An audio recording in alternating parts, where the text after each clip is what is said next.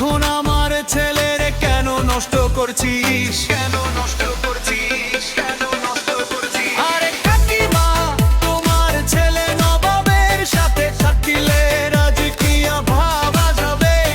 চিল করো কাকিমা, চিল করো।